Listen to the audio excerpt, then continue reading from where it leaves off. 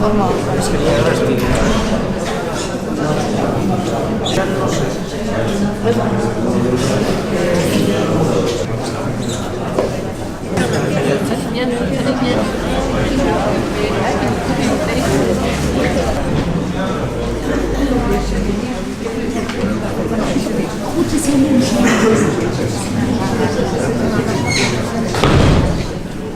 Piñarrieta Jauregiaren inguruko liburua, idatzi dana lan benetan bikaina, eta daukagu gonbidatu berezi bat gurekin, Kristobalen alaba, Antonia, propio etorri dana Jauregitik gaur ona, hau ere bere etxea bada, eta bueno, gero izango dugu aukera berekin egoteko eta barre.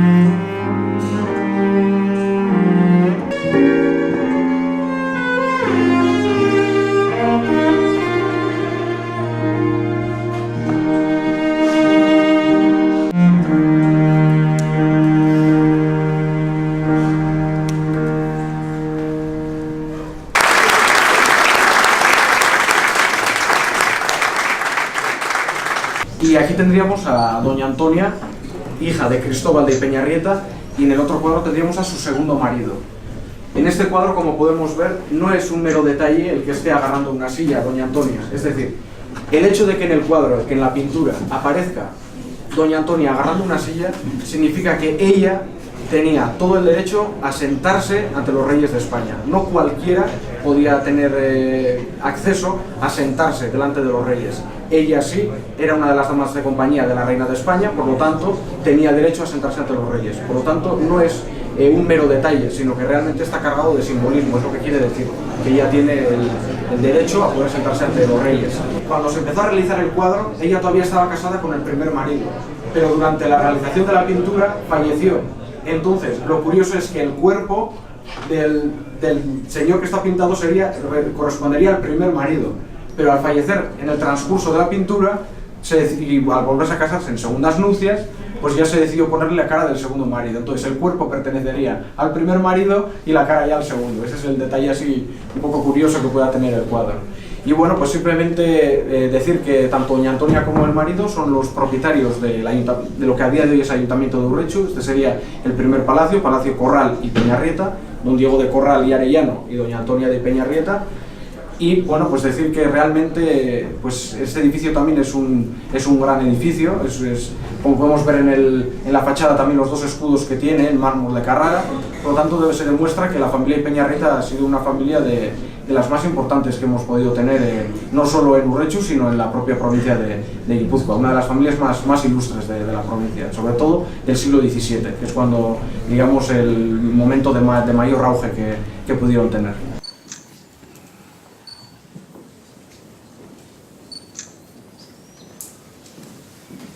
Garai hartara indegu bidaia txiki bat garaiko musika entzunaz, hemen ere, gela hontan arnasten da orduko kutsu hori, ikusi ditugu pixkate barruko kuadroak, eta ia gaurko protagonistari liburuari paso emateko unea da.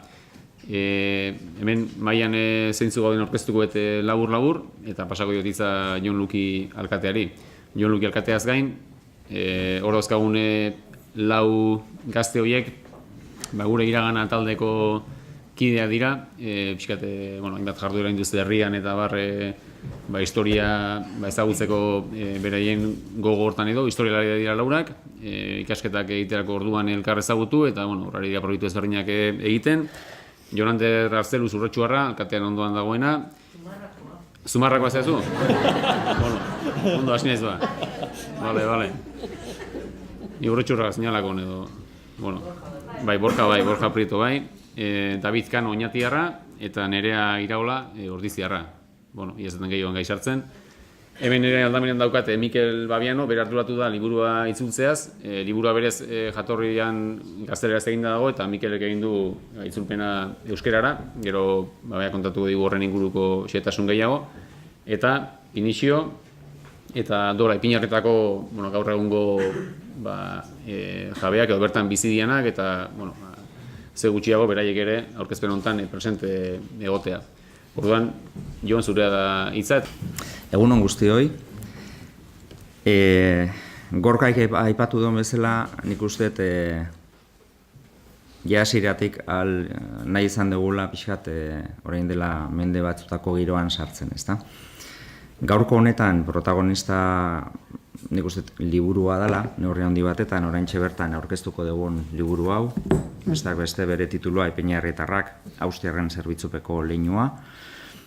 Baina, zergatik egin dugu, sustatu dugu edo saiatu geha pixkat gai hau garatzen. Besteak beste, oraingo urte honetan, 100 urte dielako, betetzen dilako edo ospatu nahi digulako, bai leinua Ipeñarritarrena eta baita jauregia, gure pixkat monumentu ederroietako dana balioan jarri nahi dugulako, ezta? Ez da maiz gertatzen, 100 urte ez dira ala nola betetzen, baina, hori nahi izan gendun, eta horretarako udal kulturako zerbitzutaz aparte, azkenen jarri ginen harremanetan hemen ikusten dituzuen jende guztia, ezta? Eurek esplikatuko dute bati bat liburuaren edukina, hori niri ez dagokit, baina nik bai nahi dut eskertu, zuei, hasiera baten zuei guztioi, azkenen gela bete dezutelako etortzeagatik. Bigarren puntu batetan, bai Dora Etxaniz eta bai Inazio Itxagirre, Ipeñarrieta jauregiren jabeak dielako, baina baita ere zentzu hortan Urretxuren ikuspegitik urretxukoa dan ondare bat mantentzen ari dutelako, ezta? Eta nik uste zentzu hortan eskertzekoa da oso. Horregatik etorri dira nik uste neurri handi batetan eta balio asko dugu guretzako. Gero Gorka aipatu duen lau gazte hauei, bai Jonander, Nerea, Borja eta David, azken batean, liburua egin dute, baina liburua egiteaz aparte urte batzu daramate hemen bertako ondarea garatzen saiatzen, ezta? Noiz beti ikusitxugu kaletan zehar, eliza dala, udaletxea dala jendeari aurkezten eta esplikazio oso txukunak ematen, eta hori ere eskertzekoa da, liburuaz aparte, liburua enkargo bat izan da, eta ondo baino beto egin dute. Eta gero itzulpen lanak ere egin dituen Mikel Babian hori eskerrak eman, azkenen suposatzen den material gehiena erdera utxean zegoela eta erdera gaina ez erresa, eta bera ere bi hizkuntzetan irakurri nahi dugunentzako, lantxo hori egin du. Horretaz aparte, Euskaltelek neurri batetan diru laguntzarekin parte hartu du, eta gaurko hontan ere eskerra bai nahi dizkiet eman Lurra dantza taldeari eta musika eskolako irakaslei beran egin dugun pixkat ekitaldiagatik. Nik honekin zuzenean pasatuko nuke hitza liburuaren egilei, eurek esplikatuko dute euren bere mamia, eta motz-motzean erderaz esango dut. Quería dar las gracias hoy en la presentación del libro Los Ipeñarrieta, un linaje al servicio de las Austrias.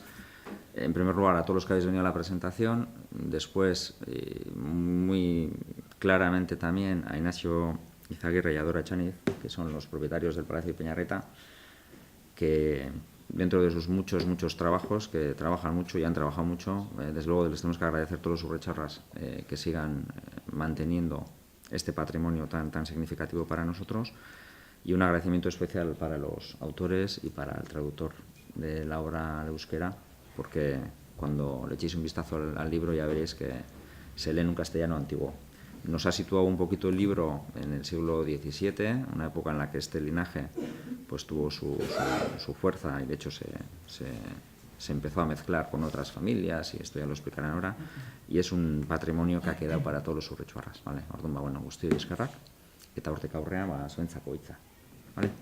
Eskerrik asko, Jon, eta ante todo agradecer, pues igual que ha hecho el alcalde, pero en nombre de los autores, a Inicio y a Dora por abrir las puertas de su casa, de su palacio, a Miquel también por traducir y a todos los que habéis venido a esta presentación. Bueno, yo simplemente 4 pinceladas de cómo surgió el proyecto. Como ha explicado el señor alcalde, estamos en el 4º centenario de la finalización del palacio y yo tenía en casa una copia que pedí en Oñate, una copia de esa escritura. Y entonces le comenté tanto a Borja como al resto de compañeros que sería una buena ocasión aprovechar el 17 para conmemorar ese cuarto centenario.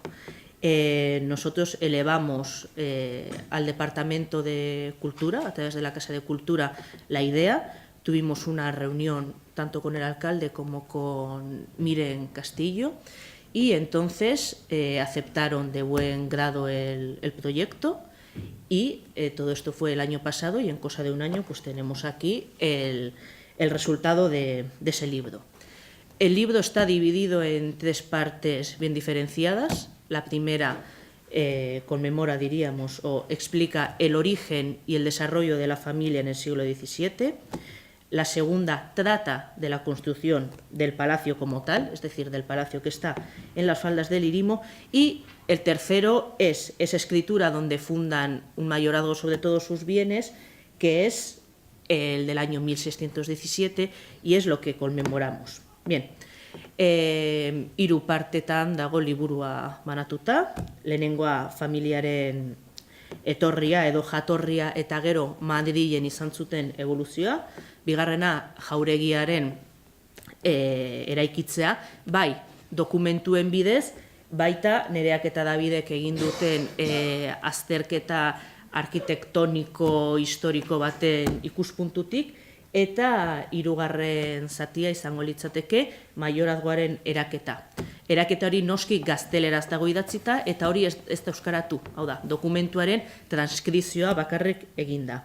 Eta Mikeli bereziki ez eskerrak bakarrik, naizik eta egin duen lan guztia guk gazteleraz egin gendun edo gaztelera hutsean egindako lan hori ondo eta gaur egungo euskerara pasatzeagatik. Izan ere, guk izango gendun maila noski ez litzateke oraintxe berdina izango. Orduan, nire izenean eta gure izenean hori, irakurtzera animatu eta galderarik edo gero bukaeran izango bazenute, galdetu modu honean eta lasailean. Maiorazgoa da lege sistema bat, non 16. mendean sortzen den, eta zuk esan dezun bezala, gaur daño iritsi dena. Agian, nik baita pertsonalki badaukat adibide bat, nire bai aita, bai ama, bere gurasoak maiorazgoaren buru izan zian. Eta, nik esan da betidanik, interesatu izan zait maiorazgoaren mundua, eta niretzako ore bat izan da, Ipeñarrietaren maiorazgoa lantzea, batez ere dokumentu oso aberatsa delako, maiorazgo ugari daude, baina kasu honetan maiorazgoa hau berezia da, bertan azaltzen bai ditu Ipeñarrietarrek edo kasu honetan Cristobal de Ipeñarrietak zeuzkan ondasu guztiak eta ondasu guzti hauen batzea.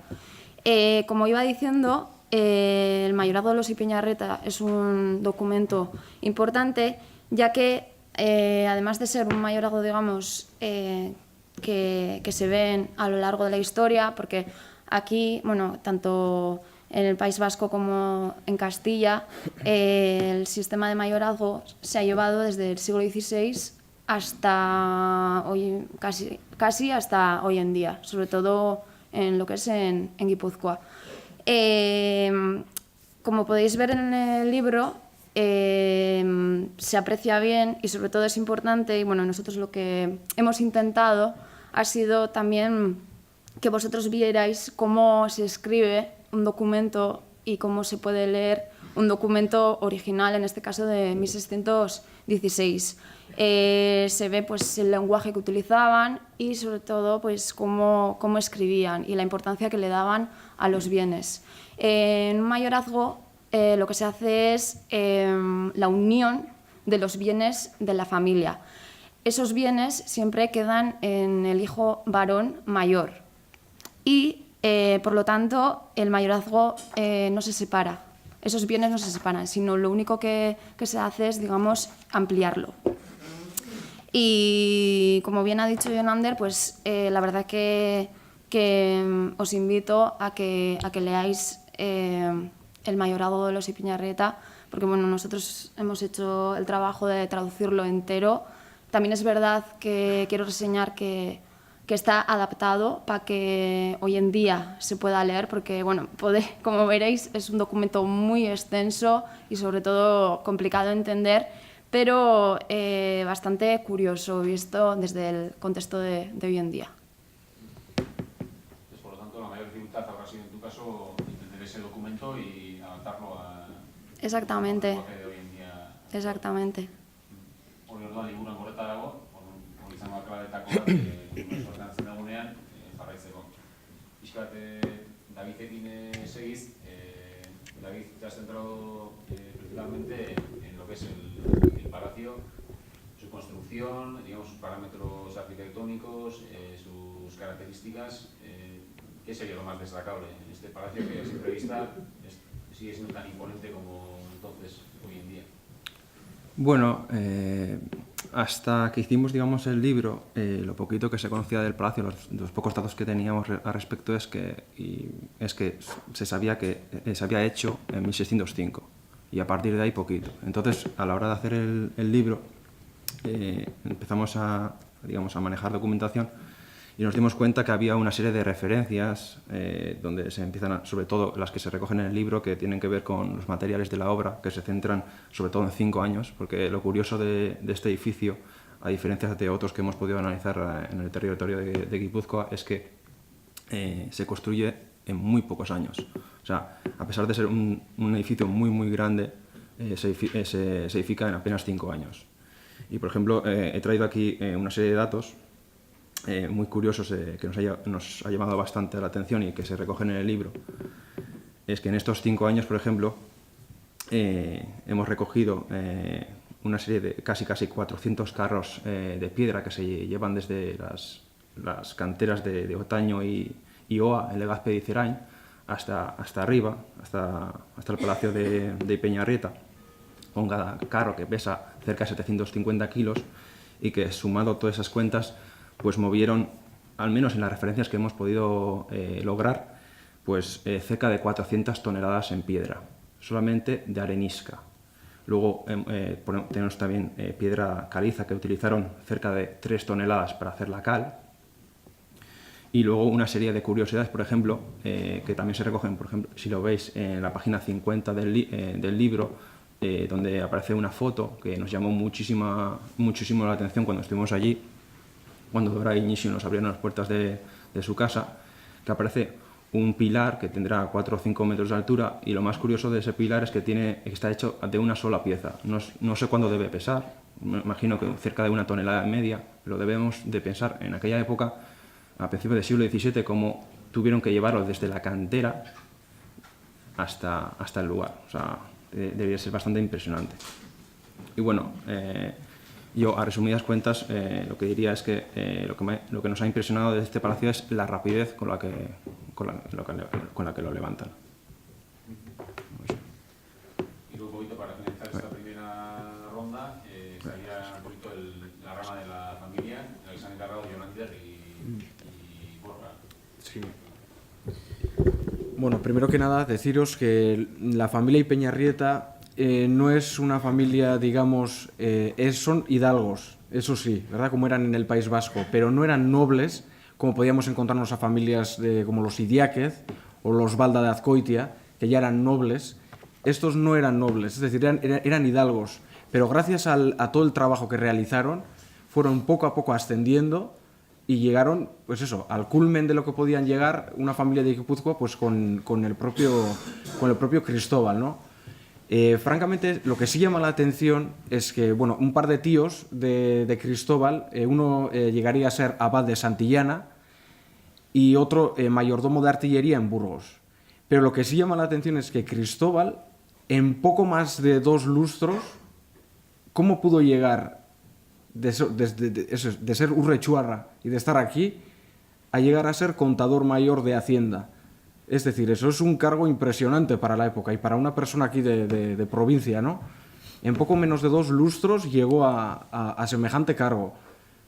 La verdad es que el ascenso fue meteórico en muy pocos años y es que, digamos, de los puestos más sencillitos como secretario y demás a llegar a ser, pues eso, francamente, contador mayor de la Real Hacienda de Su Majestad el Rey, pues eso francamente que llama poderosamente la atención. En poco menos de 2 lustros hacer semejante ascenso tan meteórico, en realidad no hemos encontrado en los documentos, es decir, ese proceso de, digamos, de ir increciendo, no lo hemos encontrado, porque nos topamos de ser, es decir, secretario, y de repente nos encontramos con que es consejero, y en poco menos eso, sin cumplir 10 años, ya ha llegado al culmen de su carrera.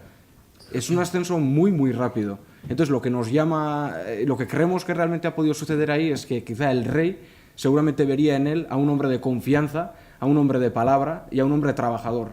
Porque, es decir, este señor Cristóbal y como otros muchos linajes de Guipúzcoa, nunca se olvidaron de su pueblo. Es decir, a pesar de acudir a la corte y de estar en Madrid, en estos años bastante convulsos hubo un pequeño cambio. La corte también se trasladó a Valladolid por unos pocos años, luego regresando nuevamente a Madrid. Sí llama la atención, efectivamente, eso, en ese ascenso tan meteórico que tuvo, ¿no?, dentro de ese ambiente áulico, de ese ambiente de palacio, es que, francamente, el rey vería en él a un gran trabajador y a una persona de confianza y, pues, de primera categoría. Supongo que algo así tuvo que ver el rey y otros nobles de la corte para darle un puesto así en poco menos de 2 lustros. Es de destacar realmente la labor que hizo porque no solo, es decir, estuvo digamos, en la hacienda, sino que hizo varios viajes de regreso a Urrechu y como prueba tenemos la construcción de este palacio. No es mera casualidad el que esté construido allí, porque claro, a día de hoy todos podemos ver que el pueblo, digamos, el núcleo urbano está aquí, más o menos rodeando el ayuntamiento, pero si nos damos cuenta dónde está ubicado, es decir, nosotros bajamos a Olaverría, bajamos a Ormaiztegui y se sigue viendo el palacio, es decir, es por mera ostentación. Eran personas que gracias a su trabajo llegaron a atesorar, a acumular tal cantidad de riqueza, de patrimonio, que efectivamente no solo contentos con este palacio en el que estamos ahora actualmente, se mandó a construir también el de arriba. Está en pleno camino real, es decir, el camino en el que se utilizaba, digamos, las autovías o las autopistas de día de hoy, en ese momento eran esos caminos, el camino real. Por ahí transitaron todo tipo de personajes, desde los, digamos, desde los de la más baja estrato social hasta los propios reyes, ¿no? Ese palacio se mandó a construir también para que todas las personas de categoría, de primera plana, de la aristocracia que podíamos tener en ese momento, se alojaran ahí. Es decir, Cristóbal mandó a construir ese palacio para demostrar el poderío que ellos llegaron a tener gracias al trabajo. No como otros pueden pensar, no simplemente son nobles, no. Estos fueron poco a poco ascendiendo y sobre todo gracias al trabajo que se dedicaron a realizar. Otras familias importantes podían ser nobles desde siglos atrás por otro tipo de servicios que pudieran haber dado, pero sobre todo destacar que fue por el trabajo y que nunca se olvidaron del pueblo porque regresaban constantemente. En esos viajes era tal la importancia que tenía Cristóbal de Peñarrita que cuando regresaba a la provincia de Guipúzcoa siempre tenía 2 personas que le acompañaban a todos los viajes que realizaba por la provincia. Es decir, cuando venía a la Villarreal del momento, o a San Sebastián, o a Tolosa, o a Legazpia, siempre le acompañaban 2 personas, digamos, realizando, digamos, las labores de acompañamiento, de escolta, que francamente eso no lo conseguía cualquiera. Y también decir que Cristóbal realizó grandes aportaciones a la provincia, es decir, les llegan allá, en la provincia son considerados como patriotas, porque los guipuzcoanos se dan cuenta que gracias a que están trabajando en Madrid, pueden contar con ellos es decir, para cualquier tipo de petición, pueden contar con ellos porque ellos van a sacar la cara por Guipúzcoa. En un pequeño momento que hubo de cambio de aduanas y demás, que ya aparece reflejado en el libro también, iba a haber un cobro de impuestos mayor. Entonces inmediatamente los guipuzcoanos acudieron a varios hombres importantes de Guipúzcoa, que serían a un Idiáquez y a este Cristóbal de Peñarrieta. Ellos eran los hombres de referencia, los hombres que iban a, digamos, apoyarse la provincia en ellos para evitar que pues, pudieran haber algún tipo de abuso o cuando estuviesen disconformes con las medidas que se tomaban. Otro pequeño ejemplo del poderío que tenía Cristóbal fue en la independencia de Legazpia. Todos sabemos que Legazpia pertenecía a Segura, no era una villa independiente. Gracias a la aportación de Cristóbal, Legazpia se pudo independizar de Segura por el gran aporte que hizo ante el rey.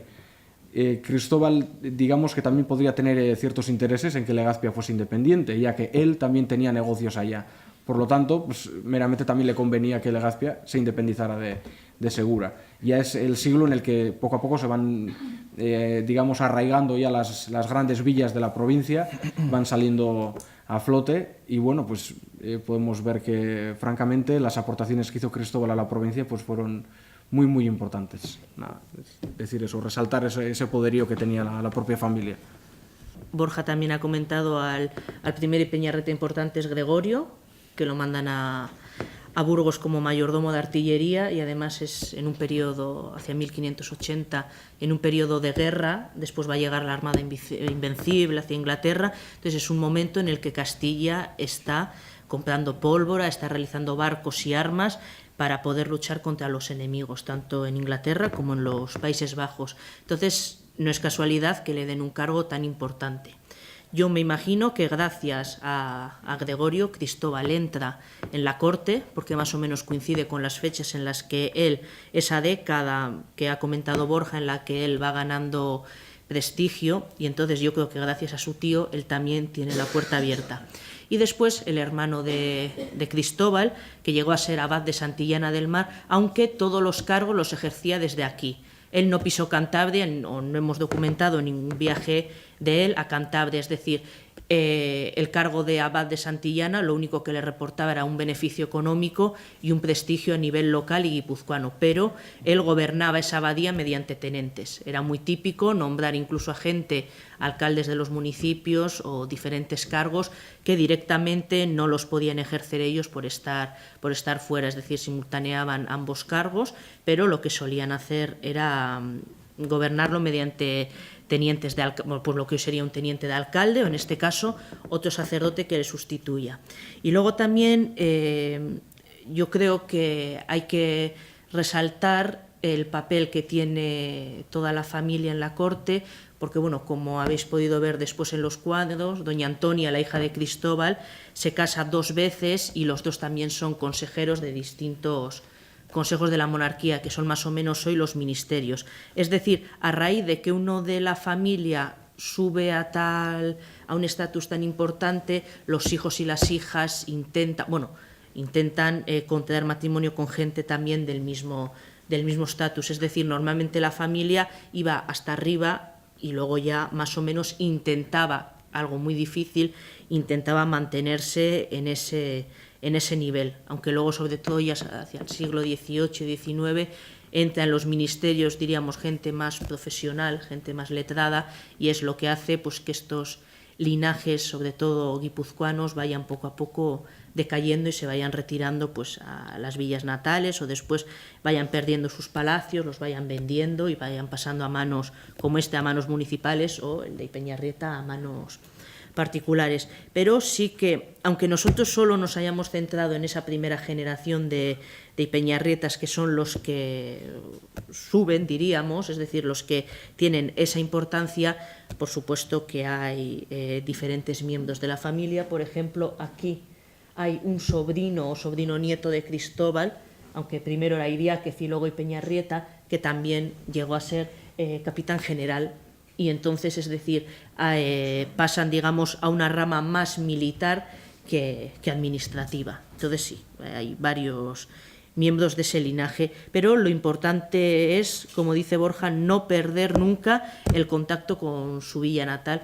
Incluso los que iban a América intentaban, pues mediante cartas o mediante ayudas económicas, ayudar a su municipio, y claro, no debemos olvidar que son familias muy extensas, que Peñarreta aparte tenía 6 o 7 hermanos distintos, también tenía primos, entonces era imposible, no son como las familias de ahora, eran familias muy grandes, entonces era imposible perder, o era muy difícil perder ese contacto, y más habiéndose casado él también con una de Urrecho, es decir, parece ser que siempre, aunque él esté en Madrid, pues siempre tiene ese, pues bueno, esa morriña, ¿no?, como dirían los gallegos cuando se van fuera. Yo creo que eso es lo importante. Itzulpen arazoen inguruen aritu aurretik, gustatuko leitzaidake prozesuaren berri ematea, ezta, eta zuei nolabait azaltzea, zer nola aritu naizen eta zer nola iritsi naizen liburu honetara. Ezer baino lehen, egun on denoi, eta eskerrak eman nahiko nizkie hasteko Urretxoko udalari eta gure iragana elkarteari niri liburu hau itzultzeko enkargua eman izanagatik. Eta ez hori bakarrik, eskerrak emanen izkieke bereziki mahai honetan, mahaia eta mahai berean esertzeko aukera eman izanagatik. Atzo, esate baterako Donostian izan ginen, aiziek, Euskal Herriko itzultzaile, zuzentzaile eta interpretaren elkarteak 30 urte beti dituela eta horretarako antolatu garen ekitaldian, nola izpide izan genuen gaietako bat izan zen, hain zuzen ere itzultzaren ikusgarritasunari buruzkoa. Alegia, itzultzaileak gaur egungo gizartean edo jendartean duen presentziari buruz aritu ginen. Horren karira, esan behar dut, gauzak asko aldatu direla azkeneko 30 urteetan. Pentsa, duela 30 urte, liburu hau behar bada gaztelania gutxian argitaratuko zela. Eta gaur egun nalakoak ere zaintzen ditugula. Gaztelaniz eta euskeraz ere egon badagoela. 30 urte hauetan egon diren aldaketak direla eta dela Euskararen legeari esker, dela Euskal Herriko Unibertsitatean egin diren ikasketen ondorioz, dela beste zenbait udalek eta administrazioek noski Euskari eman dioten bultzada horren ondorioz, gaur egun posible da ez bakarrik euskeraz, liburua euskeraz egotea, baizik eta itzultzailea bera ere egileekin batera eta udal ordezkariekin, Inizioekin, Dorerekin, Korkarekin, mahai berean esertzea. Beraz, hori azpimarratzeko kontu iruditzen zait eta eskerrik asko. Horregatik, eskerrik asko halaber, Dorari, Inixori, beren jauregiko ateak ireki izanagatik. Egia esan, beti da eskertzekoa zerbait itzultzen duzunean, itzultiko duzun hori bertatik bertara ezagutu ahal izatea, ikusi ahal izatea, ezta? Bestela, askotan hitzak oso abstraktuak iruditzen zaizkigu, baina kontuan hartu behar dugu hitz horiek azkenean errealitate bat izendatzeko erabiltzen ditugula. Eta errealitate hori bertatik bertara ezagutzea, beti da zalantzabe baloratzeko modukoa. Eskerrik asko halaber, liburuaren atzean egon diren guztiei, lagundu digutenei, alegia askotan ikusezinak iruditzen zaizkigun horiei, ezta? Dela maketatzaileari eta dela liburu honen prozesuan lagundu diguten guztiei, eta zalantzabe eskerrik asko zuei. Liburu bat ez da, nire ustez ezer, irakurlerik gabe. Beraz, liburu baten funtsa irakurre izatea da, alegia, norbaitek esku hartan izatea eta ikastea, gozatzea. Eskerrak eman ditudan honetan, aipatu nahiko nuke akaso zergatik itzuli dudan liburu hau nola iritsi naizen, esaten bezala liburu hau itzultzera. Las razones para ello han podido ser variadas. Por un lado, destacaría una razón de índole profesional o académico, si se quiere, ya que el hecho de haber trabajado y de trabajar tanto en el ámbito de la educación como en la traducción me ha permitido especializarme en aquello que más me ha gustado, que es el ensayo. Y entonces, bueno, últimamente me he dedicado a la traducción de libros relacionados con la historia, con el arte, con la filosofía, y es algo, como digo, que me gusta y en lo que me he intentado especializar. Por otro lado, reconozco que también ha habido una razón de carácter personal, por llamarlo de algún modo, ya que siempre me llamó la atención el Palacio de Peñarreta, en el hecho de verlo ahí, esa mole, ¿no?, que se ve desde todo el pueblo y desde todas partes, pasas por al lado y el hecho de tener la opción de aprender más sobre el propio palacio, y no solo de aprender, sino de transmitir, ¿no?, lo aprendido por medio, en este caso, del idioma, del euskera, pues pienso que ha sido una de las razones que me ha también ayudado, me ha empujado a traducir este libro. lo que al mismo tiempo va unido pues, con una tercera razón, quizá de índole más intelectual, ya que pienso que muchas veces pensamos que la memoria histórica es algo que ya ha pasado, ¿no? Que pertenece al pasado, y no somos conscientes de que estamos rodeados de memoria y de que estamos creando memoria constantemente. Por lo tanto, me parece imprescindible el hecho de contribuir, ¿no?, a la memoria, como decía en este caso, por medio del idioma, del euskera, para que aquella persona que quiera, en este caso, pueda leerlo en su idioma y pueda aprender, y pueda no solo aprender, sino valorar, sí, lo que tenemos, ya que, bueno, como decían, muchas veces no amamos, no queremos lo que no conocemos. Bueno, pues espero que en este caso el libro sirva para que conozcamos mejor el patrimonio que tenemos y las necesidades que tenemos de cuidarlo. Paso ya, por lo tanto, a, como me decía Gorka, los problemas de traducción.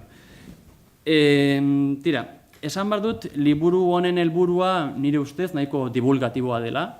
Eta beraz, ez zait iruditu oso espezializatua denik, ez dut uste irakurtzeko momentuan arazo edo, ez dakit, hola, komeria handiagerik izango duzuen, iruditzen zaidea liburua nahiko erraz irakurtzen dena, egia da batzuetan gaztelanezko transkripzio horiek irakurtzeako denbora behar dela, eta gogoa, eta hor, eskaini bartzaiola horri azkenen finean hor aritzea eta denbora sartzea. Baina orokorrean esango nuke nahiko izaera divulgatiboa daukala, eta beraz horrek ez ditalako komplikaziorik edo zailtasunik eragin. Hala ere, egia da esango nuke nolabait, itzulpen arazoak edo 3 multzotan salkatuko nituzkela. Alde batetik nolabait esateko teknikarekin lotutuko daude. Alegia, informatika kontuak, internet ez da bilela, ordenagailua, tontakeri bat ematen du, baina horrek ere azkenean lana luzatzen du. Bestetik, akaso ortotipografiarekin lotutako zailtasunak ere aipatuko nituzke. Esan nahi baita puntuak, akotxak, non sartu maiuskulak, minuskulak noiz idazten diren. Badirudi, liburu askotan edo testu bat irakurtzen dugula, baina askotan jakin egin behar dugu, ezta? Nola idatzi, zuzen idatziko badugu bederen, maiuskulei, minuskulei dagokienez, grafia eta horrelako zenbait kontuei dagokienez. Bestetik, noski, gramatikarekin eta lexikoarekin lotutakoak ditugu. Esan dudan bezala, ez zait iruditu liburu oso espezializatua denik, baina lexikoaren alorrean egon dira hartu beharreko zenbait erabaki. Esate baterako toponimoei edo izen, leku izenei dagokienez, Villarreal de Urretxua edo Urretxu, hor zalantza izanen. Batzutan, askotan, esan nuke, Villarreal de Urretxu agertzen delako. Eta azkenean zera egin dut, batzuetan, oroar, irakurreli zuzentzeko Urretxu jarri dut, iruditu zaidalako gaur egongo irakurrarentzat gertukoagoa edo dela Urretxu, baina nabarmendu nahi izan dut, egia da, 14. menden Urretxu sortu zenetik duela nahiko gutxira arte Villarreal de Urretxua zuela izena. Beraz, erreferentzia historikoetan Villarreal de Urretxua mantendu dut. Cristobal de Piñarreita Villarreal de Urretxuan jaio zela, jarri dut, adibidez. Beste hainbeste gertatzen da beste herri izen batzuekin, demagun batzutan San Sebastián jartzen duela, edo Salinas de Leniz, eta beste batzutan Villafranca de Ordizia. Villafranca de Ordiziaren kasuan, Villafranca de Ordizia utzi dut, arrazoi beragatik. Historikoki Villafranca de Ordizia izan delako, historian zehar luzatu den terminoa. Salinas de Leniz, San Sebastianen kasuan ikusi badut gaur egun euskerazko ordain bat egon badagoela horretarako, zuzenean Donostia edo Leintz-Gatzaga jarri ditut. Baina egia da, esaten bezala erdibideko erabaki bat hartu dudala, ez ditut beti itzuli, ez ditut beti nolabait euskeratu, baina ez ditut beti, ez dut Salinas de Leniz edo San Sebastian utzi. Eta horren inguruan erabakiak hartu behar izan ditut. Beste hainbeste gertatu zait pertsona izenekin, edo antroponimoekin. Esate baterako Cristobal de Piñarreita bera, ez nola idatzi Cristobal de Piñarreita, euskaratu eta Piñarretar Cristobal jarri, ez 30-40 hamarkadatan egiten zen bezala, ez zait iruditzen koherente izango litzatekenik liburuaren izaerarekin. Eta beraz, Cristobal de Piñarreita esate baterako bere horretan utzi dut. Eta, bestetik grafia, ez idatzi, kaz idatzi, orokorrean historiara jo dut eta zez utzi dut. Horrek eragiten du koherente izan nahi badet, Cristobal CH idatzi baldin badet, beste izan batzutan ere, nolabait CH-ak eta horrelak ere mantendu izana. Horregatik, Biarraraka de Ordizia adibidez, CES jarri genuen, edo Biarrael de Urretxua bera ere CH-ez utzi dugu. Hala ere, esan behar dut, historikoki euskarazko testuak CH-ez eta beste halako hizkietan idatzi izan direla mendez mende. Bai, askotan iruditzen zaigu CH lotzen dugula gaztelanekin, baina ez da horrela. Egia esan, historikoki, mendez mende euskal grafiaren parte izan direlako horrelako hizkiak ere. Hala ere, esan bezala. Bai, batzuetan izenak mantendu ditut nolabait izpide historiko horren arabera, eta beste batzutan, euskaratzea nire alde egin dut. Beste diote aipatzearren Felipe eta Filipe bigarren, horrekin nahi izan nuen beste komeri bat. Azken finean, euskaltzandiaren arabera biak dira den hartuak, bai Felipe eta bai Filipe. Halago kasuetan nolabait korpusetara joatzen dut. Eta korpusetan, eta testuetan, historia testuetan, ohikoena Felipe zen. Orduan, eta azken finean irutzaidan baita ere gaur egun gehiago esatu da Felipe baino, eta beraz Feliperen aldeko autua egin nuen. Egia da, halaber, tildeak kendu nituela adibidez, euskerazkoan, eta beste erabaki txiki batzuk hartu behar izan ditu da. Dela pertsona izenei, dela leku izenei, dagokien ez ere. Esaten nuen bezala, eta termino eta izenen lexikoaren ingurun ari naizen honetan, ez zait iruditu espezializatua zenik, baina egon badira termino batzuk, historiarekin eta garai hartako joerekin lotuta daudenak. Esate baterako Consejo de Hacienda, edo Declaración de Fe, edo beste termino batzuk nolabait oso testu espezializatuetan edo topatuko genituzkenak. Horrelako kasuetan, zer egiten dut? Basteko euskal termera edo horrelakoetara jotzen dut. Alegia, terminoak biltzen dituzten korpusetara, edo bankuetara, edo iztegietara nahiago bada. Bertan agertzen ez bada, edo ikusi behar ze testu ingurutan agertzen den. Ez da gauza bera Deklaración de Fe administrazioan, edo erlijio esparruan ikustea. Orduan, bertan agertzen ez bada, jotzen dut beste korpusetara. Eta Deklarazio de Feren kasuan, fe de adirazpen edo fe de deklarazio edo nola adirazin, horrelakoak. Kasu horietan, saiatzen naiz, esan dudan bezala beste korpus testu batzutara jotzen, ikusteko nola erabili izan diren, eta baita testuien, hitz horiek erabiltzen dituztenen gana, ere. Kasu honetan, erlijio gizonen gana. Alegia, Biblia edo Evangelioak edo horrelakoak erabiltzen dituztenen gana, beraiek direlako, inondik zalantza gabe, terminoiek hobekin erabiltzen ezagutza dituztenak. Deklaración de Fe, honi buruz haren naizela.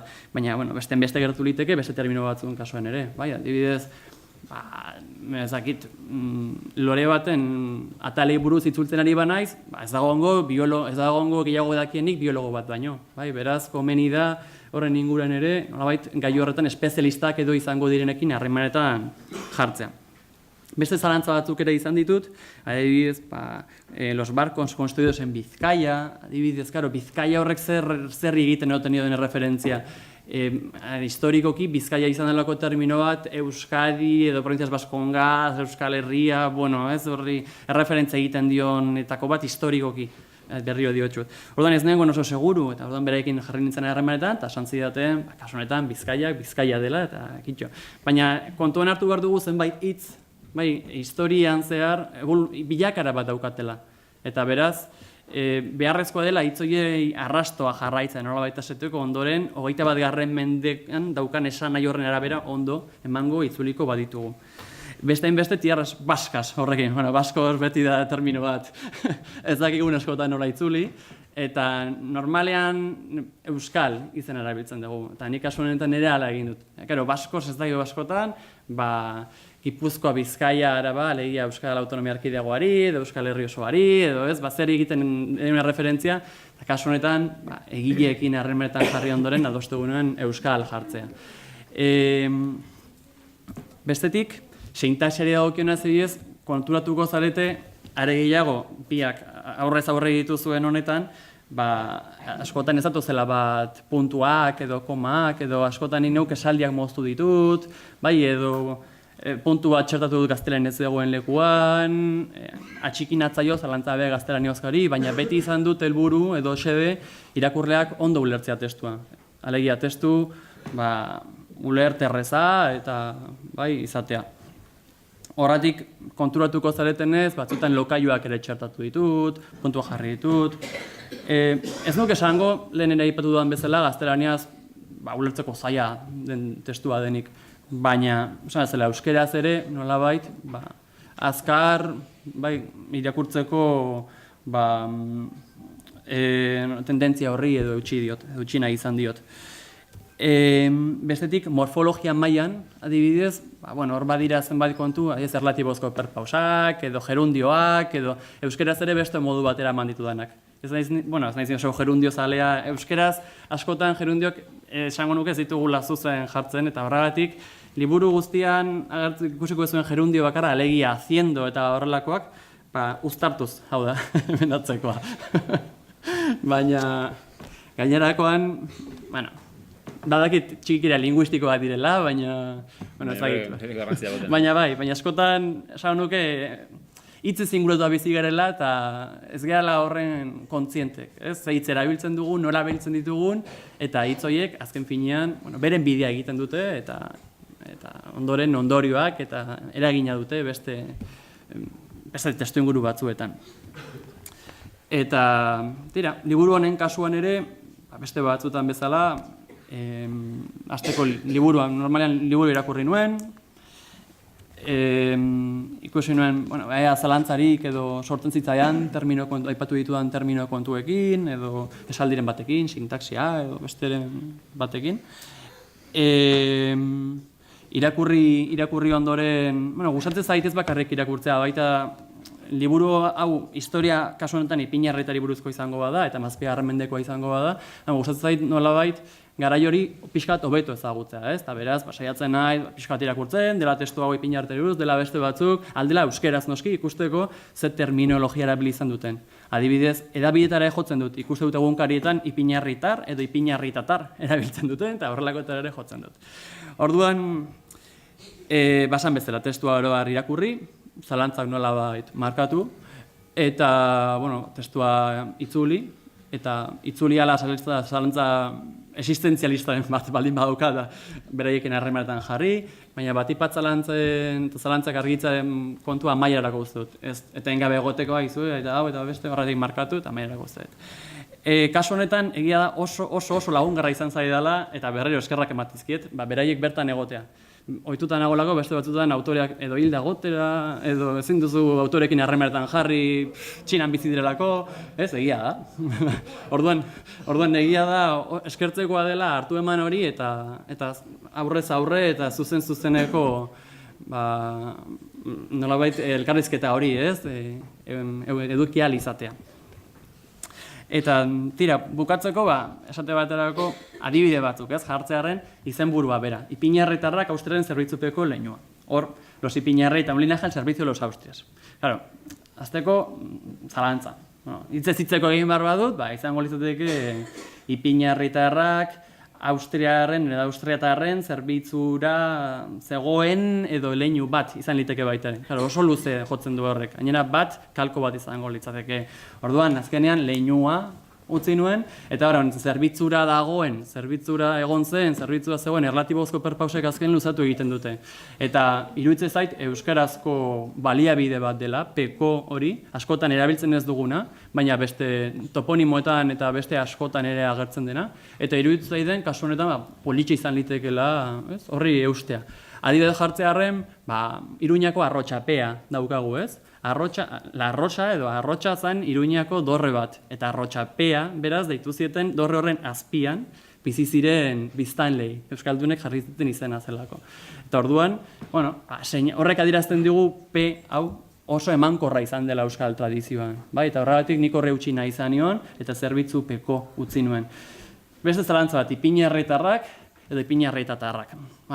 Kasu honetan, Ipinarritatarrak kakofoniko xamarra izateaz gain, korpusetara jo nuen, eta ikusi nuen historia testu gehienetan ipinarritarrak erabiltzen dela. Eta zori bakarrik, alegia, toponimoetara eta gentilizitutara jotzen badugu, alegia, ez da, alegiaren kasuan ez, anoeta, ez da anoetatarra, anoetarra da. Hala jasotzen du euskaltzaindiak bere izendegietan. Anoetarra edo ikastegieta beste gertatzen da, ikastegietarra, bai, ez da ikastegietarra. Bai. Orduan, euskal tradizioak hori nolabait horrela gorde du. Austriaren edo austriatarren.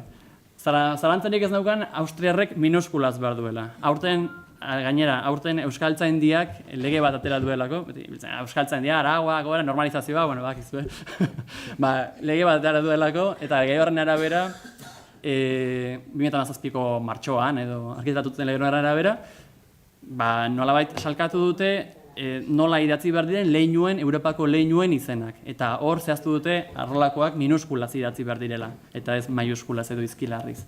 Eta kontua da, beraiek ez dutela austriar jasotzen, Habsburgotar baizik. Orduan, karo, ze jarri honik, Habsburgotarren zerbitzu beroinua, gaztelaniaz aurrean austriaz dagoenean.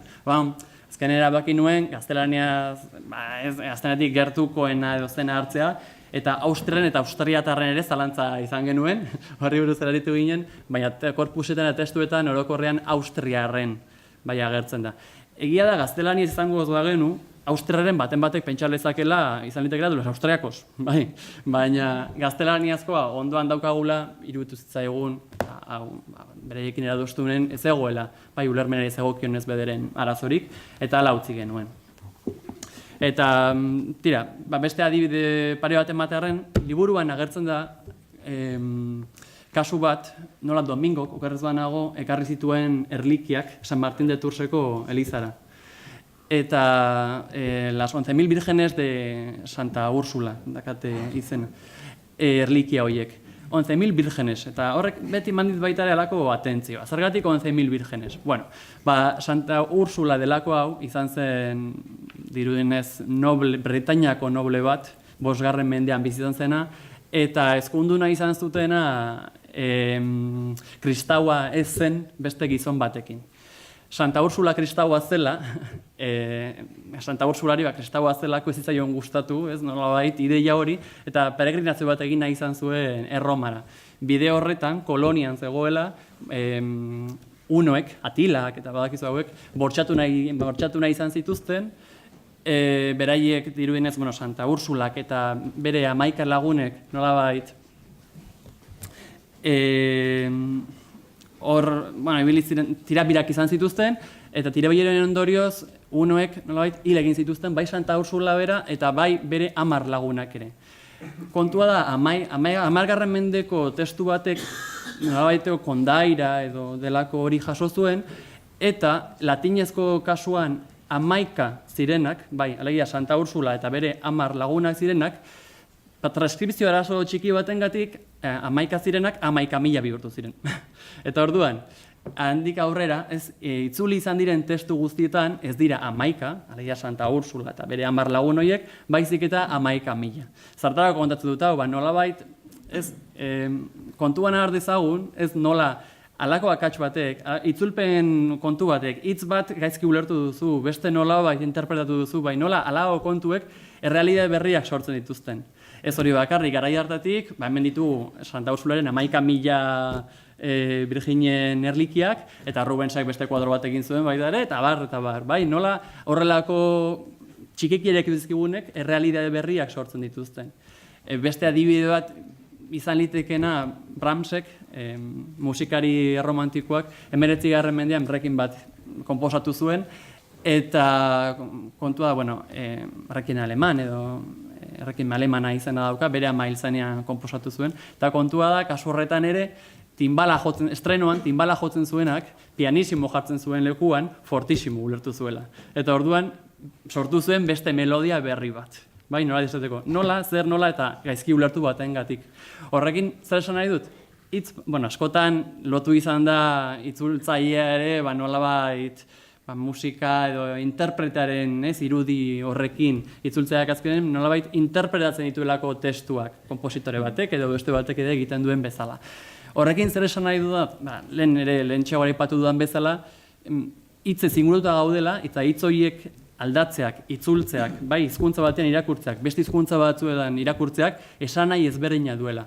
Galdetu zuen buruari esate baterako otsaila eta febrero gauza bera ote diren, bai otsaila, otsoen hila, febrero, bai latinetia datorren hitza da.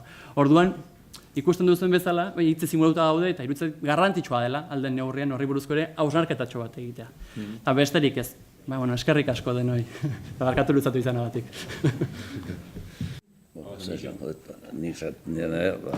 Alen nitin dola, kasutzen. Eskerrak, diuruen den danai. Ondarea bati bat mantentzen dugu jendea lan egiten duelako, bale? Askotan hemengo hauek ikusten ditugu, hemen denetatik dau.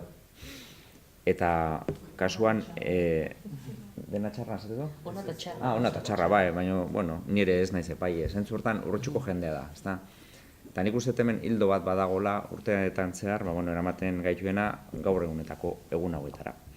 Hori mantentzea, naixotadora egin dute, bezalako lana egiten dutenek ere mantentzen dute, eta zuek ere bai, ezta? Eta bati bat ere zuek, azkenen, liburua hemen dagolako, ona edo txarra izango da, ere, ez dakit, baina nik uste behintzat gure aurrekoekin lotura bat ematen digula, ezta? Eta bali hori ere badu. Orduan, Inazioren izenen nik ere eskerrak, hitz gutxi baino lan asko, zuta zure familia, eta, nik uste neurri batetan gure izaerarekin ere bat badatorrela, ezta? Ez dakigu Kristobal honek asko hitz egiten zuen ala ez, baina irudin lan asko egiten zuen ere, igual zurantzera. Lan asko inda doan. Haura intzonak lan asko inda dauka. Bai, eta utzita. Oen kasutzen lan asko dauka. Bueno, animo. Eta segi horrela, bale? Eta zuei hori, ez usatzea eskerrik asko. Ez dakik galdera ematengo balitz, zuen esanetara. Eta bestela, disfrutau, liburu honetaz eta beste bat arte, bale? De manera especial queremos agradecer a nuestras familias durante este año por el apoyo que han sido. Queremos agradecer a todos los que están, a todos los que no están también. Muchísimas gracias por el apoyo que nos habéis dado, sobre todo a los familiares y a los amigos que nos encontramos aquí. Y también queremos agradecer de manera especial, en mi caso también de forma particular, a los 3 párrocos que han venido también a esta presentación. Primeramente a Iñaki Akizu, al párroco de Urrechu, por habernos permitido trabajar en la parroquia y en la sacristía, porque hemos metido la verdad es que muchísimas horas en la sacristía con el ordenador, con los cuadernos, hemos estado muchísimo tiempo allí. Y también gracias al párroco de Zumárraga, a Pedro Lascuren y a Imanol Prieto, párroco de Lazkao, Ataun y Olaberria, por todo el apoyo que nos han brindado, por las facilidades que nos han dado en algún que otro viaje que hemos realizado a los archivos estatales y demás. Eskerrik asko.